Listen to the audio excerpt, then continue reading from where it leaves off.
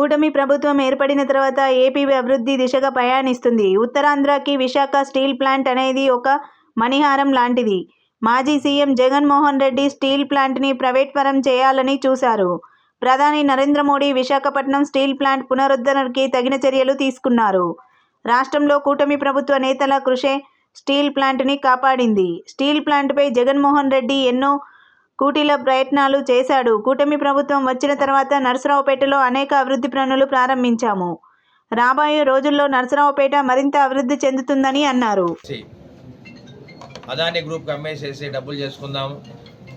అక్కడున్న ప్రజలకు ఎవరైతే కొన్ని వేల మంది ఉద్యోగస్తులు అక్కడ పనిచేస్తారో వాళ్ళందరూ కూడా అన్యాయం చేయడానికి ఆయన కోరుకున్నారు.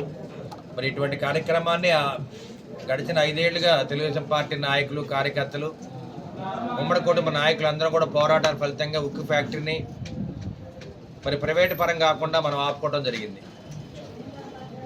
ఇటువంటి కార్యక్రమంలో మొన్న నరేంద్ర మోడీ గారు విశాఖపట్నం వచ్చినప్పుడు మనకు హామీ ఇవ్వడం జరిగింది. విశాఖ ఉక్కు ఫ్యాక్టరీని ప్రైవేటు పరం చేయను, ఏదైతే విశాఖ ఉక్కు ఫ్యాక్టరీ నష్టాల్లో ఉందో ఆ నష్టాలను భర్తీ చేయడానికి మేము అండగా ఉంటామని చెప్పి నరేంద్ర మోడీ గారు మాట ఇవ్వడం జరిగింది.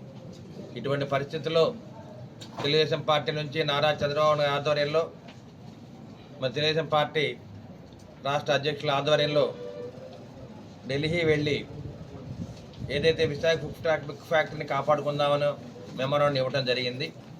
దానికి అనుకూలంగా మనకి దాదాపు 18,000 కోట్ల సహాయం కావాలని మనం అడగడం జరిగింది. ఈ కార్యక్రమంలో మరి ఉక్కు శాఖ మంత్రి కుమారస్వామి గారు మనకు మాట ఇవ్వడం జరిగింది. వారు ఇచ్చిన మాట ప్రకారం 2 విడతల్లో 1500 కోట్ల రూపాయలు మనకి రిలీజ్ అవ్వడం జరిగింది. అంటే ఏదైతే విశాఖ ఫ్యాక్టరీకి జిఎస్టీ కట్టాలో, బ్యాంక్ అప్పులు ఏదైతే ఉందో వాటిని కాపాడటానికి వారు 3,000 కోట్ల రూపాయలు మనకి రిలీజ్ చేయడం జరిగింది. అంటే ఈ ఉమ్మడి ప్రభుత్వం ఏర్పడిన తర్వాత నరేంద్ర మోడీ గారి ఆశీస్సులతోటి విశాఖ ఫ్యాక్టరీ మనం కాపాడగలిగాం.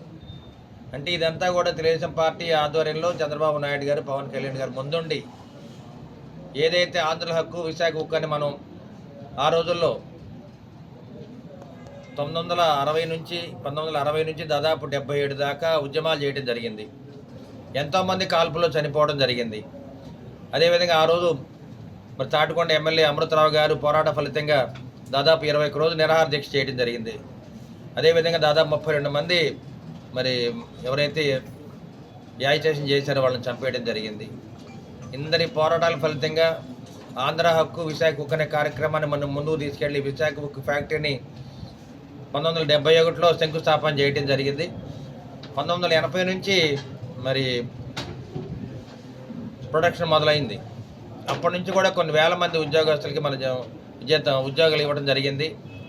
ఇవాళ విశాఖపట్నం అంటేనే విశాఖ ఉక్కు ఫ్యాక్టరీ, దాని మీద కొన్ని వేల మంది ఉద్యోగస్తులు ఆధారపడి దాని మీద జీవిస్తున్నారు. అటువంటి ఉక్కు ఫ్యాక్టరీని ప్రైవేటు పరం చేయడానికి జగన్మోహన్ రెడ్డి గారు కుటిల ప్రయత్నం చేయడం జరిగింది. దాన్ని మొత్తాన్ని కూడా మరి చంద్రబాబు నాయుడు గారు, పవన్ కళ్యాణ్ గారు, నరేంద్ర మోడీ గారు ఆశీస్సులతోటి దాన్ని ఆపగలిగాం. ఏదైతే ఉక్కు ఫ్యాక్టరీని కాపాడుకున్నామో అదే ఉక్కు ఫ్యాక్టరీని ఇవాళ దాదాపు 7.3 మిలియన్ మెట్రిక్ టన్నుల ప్రొడక్షన్ ఇవాళ వస్తుంది. అటువంటి ఉక్కు ఫ్యాక్టరీ దాదాపు రష్యా, జర్మనీ పరిపక్వతతోటి మనం ఇవాళ ఉక్కు స్టీల్ని మనం డెవలప్ చేసుకుంటున్నాం అన్నమాట. అటువంటి ఉక్కు ఫ్యాక్టరీని కాపాడుకోవడానికి నారా చంద్రబాబు నాయుడు గారు ప్రతి వ్యవస్థని బాగు చేసుకునే కార్యక్రమాలు ఇవాళ విశాఖ ఉక్కు ఫ్యాక్టరీని కాపాడుకోగలిగాం. ఏదైతే జగన్మోహన్ రెడ్డి గారు చేసిన అవినీతి, దుర్మార్గాలు, కుటిలమైన ఆలోచనతో విశాఖ ఉక్కు ఫ్యాక్టరీ ప్రైవేటు పరం చేయడానికి ప్రయత్నం చేశారు. అవన్నీ కూడా మనం నిర్మూలించి ఇవాళ విశాఖ ఫ్యాక్టరీ కాపాడుకున్నాము. మరి దీని పరిణామం మరి సెంట్రల్ గవర్నమెంట్ నుంచి మనకి 3,000 కోట్ల రూపాయలు రావడం జరిగింది. అదేవిధంగా రేపు కూడా మళ్ళీ ఇంకో 13,000 కోట్ల రూపాయలు మనకి సహాయం అందుద్ది. మరి ఇటువంటి కార్యక్రమాన్ని దగ్గరుండి ముందుకు తీసుకెళ్తున్న నారా చంద్రబాబు నాయుడు గారికి, పవన్ కళ్యాణ్ గారికి, నరేంద్ర మోడీ గారికి, ఆంధ్ర రాష్ట్ర ప్రజల తరపున మేమందరం కూడా సదా రుణపడి ఉంటామని చెప్పి వాళ్ళకి ప్రెస్ మీట్ పెట్టడం జరిగింది. దీనికి బీజేపీ, జనసేన, టీడీపీ నాయకులు కూడా రావడం జరిగింది. అదేవిధంగా ఈ గడిచిన 7 నెలలుగా ఉమ్మడి ప్రభుత్వం ఏర్పడిన తర్వాత నరసరావుపేట అసెంబ్లీ సెగ్మెంట్లో పవన్ కళ్యాణ్ ఆధ్వర్యంలో మనకి దాదాపు 4 కోట్ల రూపాయలు నిధులు మంజూరు అవ్వడం జరిగింది. ఏదైతే కోటపూండి శివరాత్రికి ఫిబ్రవరి 20వ తేదీన శివరాత్రి జరుపుకుంటాము. కొత్తపాలెం నుంచి కోటపూండి వరకు దాదాపు 4 కోట్ల రూపాయల రోడ్డు నిర్మాణం కోసం మనకు ఆ నిధులు మంజూరు చేయడం జరిగింది. అదేవిధంగా నర్సాపేట పట్టణంలో 31వ వార్డులో సింధు స్కూల్ దగ్గర సబ్స్టేషన్ దగ్గర హై లెవెల్ బ్రిడ్జ్ ఒకటి కడుతున్నాం. దానికి దాదాపు 40 లక్షల రూపాయలు మున్సిపల్ ఫండ్స్ నుంచి, జనరల్ ఫండ్స్ నుంచి మనకు రిలీజ్ చేయడం జరిగింది. శాసనసభ్యులు అరవింద్ బాబు గారు, మిత్రులు బీజేపీ రామకృష్ణ గారు, వివిధ ఛానళ్ల ప్రతినిధులు, ఈరోజు విశాఖ ఉక్కు కర్మాగారాన్ని గురించి చర్చ.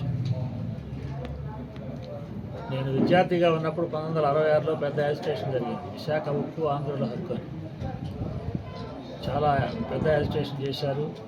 ఆ తర్వాత అప్పటి తాడికొండ ఎమ్మెల్యే అమృతరావు గారు ఆమరణ నిరాహార దీక్ష కూడా చేశారు. ఆ తర్వాత జరిగిన కాల్పుల్లో చాలామంది చనిపోయారు. విశాఖ ఉక్కుని ఎందుకు పెట్టవలసి వచ్చిందంటే, ప్రజలు ఎందుకు కోరుకున్నారంటే, ఆ చుట్టుప్రక్కల ముడి సరుకు దొరికేటువంటి గన్లు ఉన్నాయి. ఏ ఫ్యాక్టరీ పెట్టినా ప్రపంచంలో ముడి సరుకు దగ్గరలో దొరికే ప్రాంతాన్ని చూసి పెడితే అది ఆమోదయోగ్యంగా ఉంటుంది, అది లాభాల్లో నడవడానికి అవకాశం ఉంటుంది. విశాఖ ప్రాంతం దానికి బాగా సరిపోయిందని ఏర్పాటు చేశారు. ఏర్పాటు చేసిన 1971లో శంకుస్థాపన చేశారు అప్పటి ప్రధానమంత్రి. ఆ తర్వాత 1998 దాకా నడుస్తూ ఉంటే 98లో దివాలా తీసే పరిస్థితిలోకి వచ్చింది. అప్పటి గౌరవ ప్రధానమంత్రి వాజ్పేయి గారు 1998లో విశాఖ హుక్కును పరిరక్షించడానికి 1850 కోట్లు కేంద్రం ద్వారా సహాయం చేశారు. ఇది ఒక ముఖ్యమైనటువంటి మలుపు. లేకుంటే ఆ రోజే మూతపడిపోయి ఉండేది. ఆ తర్వాత గత ప్రభుత్వం వచ్చినప్పుడు విశాఖ ఉక్కుని ప్రైవేట్ పరం చేస్తే అక్కడ ఉండేటువంటి చుట్టుపక్కల ఉండే ఆస్తుల్ని, దానికి ఉండేటువంటి దాదాపు 30,000 ఎకరాల ప్రాంతాన్ని కూడా దుర్వినియోగం చేయాలనే దురుద్దేశంతో గత వైఎస్ఆర్సీపీ ప్రభుత్వం ప్రయత్నం చేసింది. కానీ అదృష్టవశాత్తు ప్రజలు ప్రభుత్వాన్ని మార్చి కూటమి ప్రభుత్వానికి అవకాశం కల్పించారు. చంద్రబాబు నాయుడు గారు నాయకత్వంలో ఆంధ్రప్రదేశ్లో కూటమి ప్రభుత్వం ఏర్పడిన తర్వాత 6 నెలల్లోనే విశాఖ ఉక్కును ప్రైవేట్ పరం చేయకుండా దానికి ఆర్థిక భరోసా కల్పించేందుకు 11,440 కోట్లు కేంద్రం శాంక్షన్ చేసింది. అదృష్టవశాత్తు మన పొరుగునైనటువంటి కర్ణాటక సంబంధించిన కుమారస్వామి గారు ఉక్కు శాఖ మంత్రి. అది ఒక కలిసి వచ్చేటువంటి విషయం. దీనివల్ల కొన్ని వేల మందికి ఉద్యోగ ఉపాధి కలిగింది. ఆ చుట్టుపక్కల ప్రాంతం కూడా బాగా అభివృద్ధి చెందడానికి అవకాశం ఉంది. విశాఖ యొక్క ప్రాధాన్యత ఏంటంటే, అక్కడి నుంచి ఉక్కును ఎగుమతి చేయడానికి కూడా అక్కడ మంచి అవకాశం ఉంది. కనుక కూటమి ప్రభుత్వం వల్ల జరిగిన మేలు ఏమిటంటే, ఇటు రాష్ట్రానికి అటు కేంద్రానికి 2 విధాలా ఉపయోగపడుతున్నది. తద్వారా భారతదేశం మొత్తం అభివృద్ధి చెందడానికి ఇటువంటి సంస్థలు ఏర్పాటు చేయడం చాలా మంచిదని మా అభిప్రాయం.